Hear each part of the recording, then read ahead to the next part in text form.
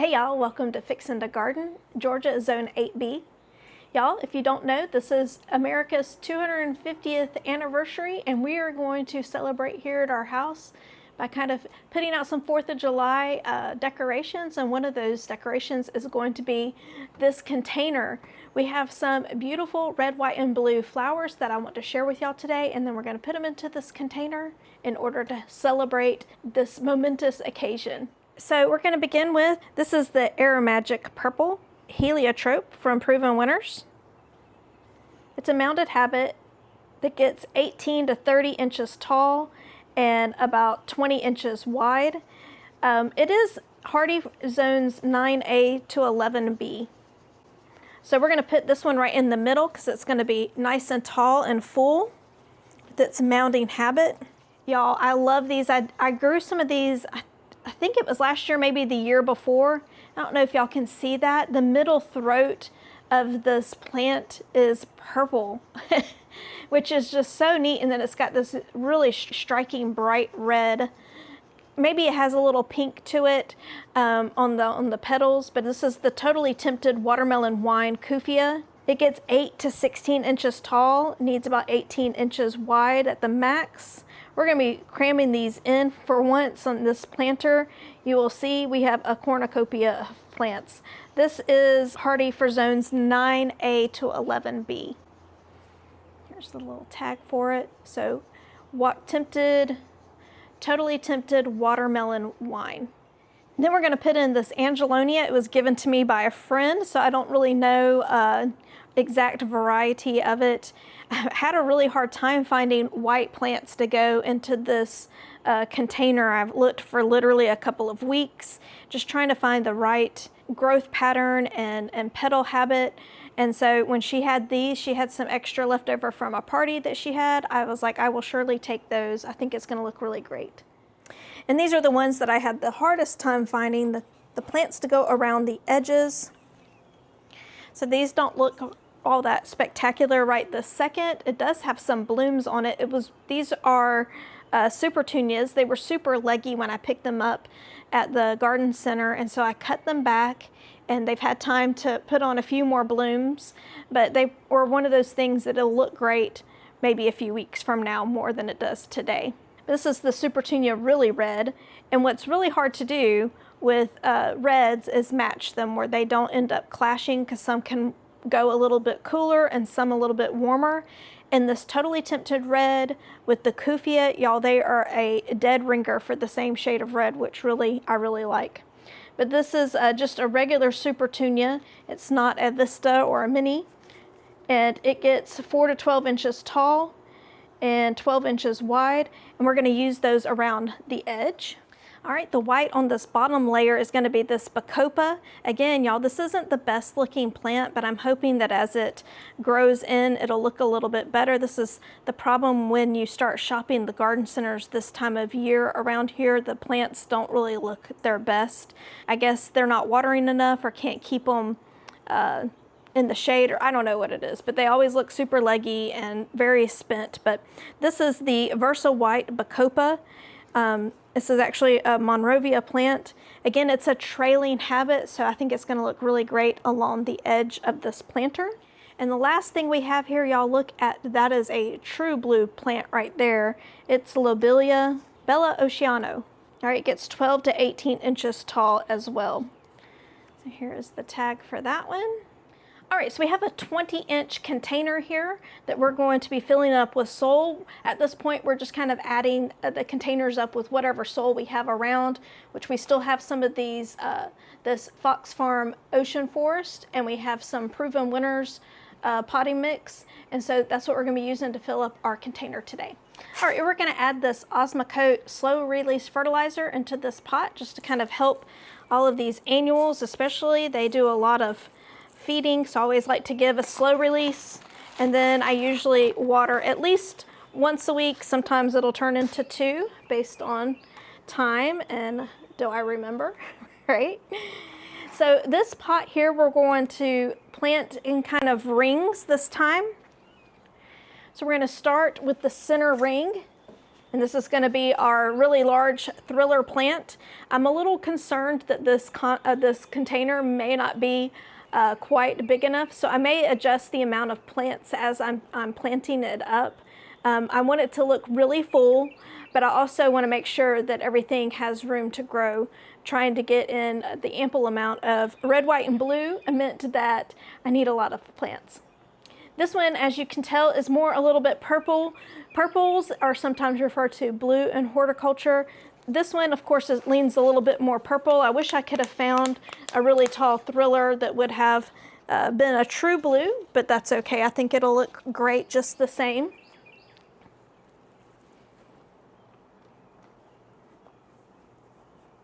And I remember to not overfill my container with too much soil. I've been guilty, I told y'all, of doing that a couple of times this year, and it makes watering really difficult because it gets compacted and then it just kind of the water pours off the top of the container instead of down in it where the plants need it most. All right, so the next thing we're going to plant is our Cuphea, and I'm just going to kind of place a couple of these. Like I said, part of my problem is, as much as I love this Angelonia and want to use it, it is a large plant, because you can tell it was grown probably in early spring, and it's had a lot of time to put on growth, so it's not as small as something like this. So I don't want it to be too much. So I think I may do something like that, and I may only use one of these instead of, I've got two, because I was planning on every other row. If I do that, I'm kind of going back and forth too on whether I want to have a back to this planter or not, or if I want to plant it more in rounds. I think I want to do that. Ooh, that's tight. I think I'm going to just do that, and then we'll keep going from there. All right. Real-time learning here, guys.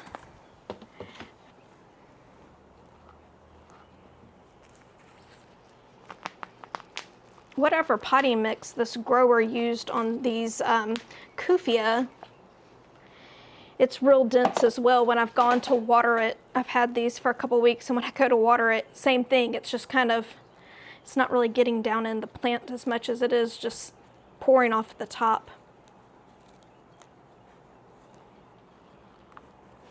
Like I said, I've grown these Cuphea before. The only thing that I will say is I had a really hard time with aphids last time. I'm hoping that that was just the season, and maybe this year won't be so bad, because I really like the plant, and it's supposed to be a great plant for attracting hummingbirds. And I can imagine with this really bold red color that that's really attractive to them as well. They typically like reds and purples a lot. Y'all, this is a great root system here. So I'm kind of breaking it up, making a mess with the petals in the meantime.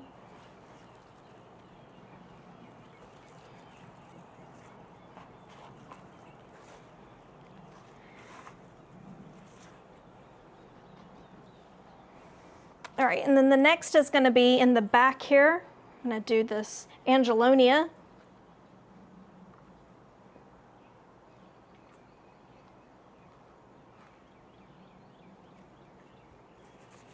And I think she had them in a smaller and then kind of planted them up. So I'm going to break off some of this extra soil that's around here, because I don't need all of that. So yeah, there was a whole bunch of soil down in those pots that she was using, or whoever put those in. I love having friends that also like gardening, because we all like to then share plants, and this was a really big deal, because like I said, for whatever reason, I was having a hard time finding the right plant, and I could not find any Angelonia, and I planted up all that I gotten at the beginning of the season. So I'm going to try to squeeze that Bacopa right here. I'm going to have to, it's a good thing that the plant, that's a good It's a better root system than I thought it was going to have. And I'm going to try to squeeze it some in this little spot.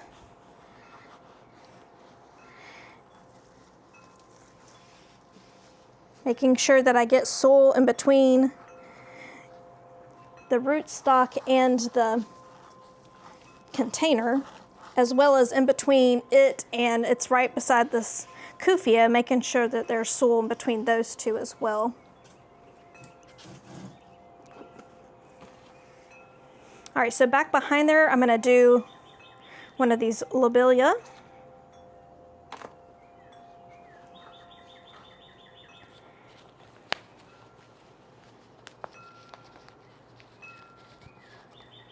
Ooh, again, great rootstock.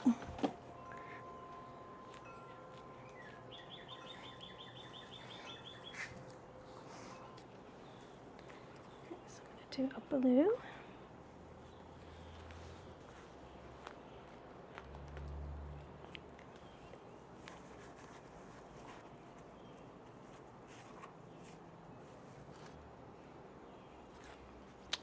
Yeah, this one's not as good of a rootstock here.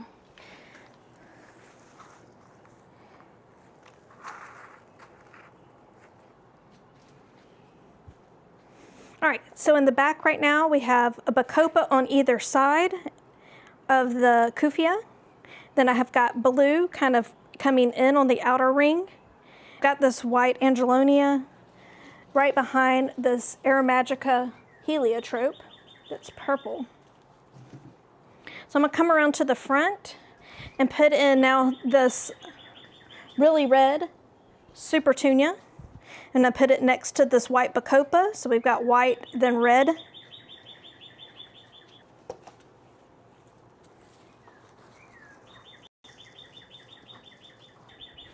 then in the front, we're gonna put a Bacopa. Again, I'm hoping it's gonna trail more. I know that these Supertunias have a little bit of a mounding, trailing habit to them. And if I plant this Bacopa kind of pushed forward a little bit, like close to the sidewall, I'm hoping that's going to give plenty of room for this Heliotrope to also come forward, because it's more congested towards the back now. Trying to make sure everything's getting tucked in nicely. So of course this soil will pack down some. We want to make sure it doesn't leave any roots exposed.